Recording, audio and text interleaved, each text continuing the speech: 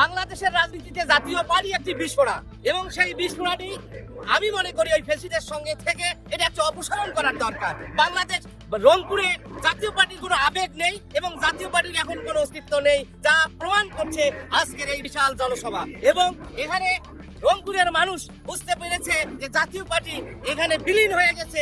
আগামী বাংলাদেশ হবে রংপুরের বাংলাদেশ হবে বাংলাদেশ জাতীয়তাবাদী দলের।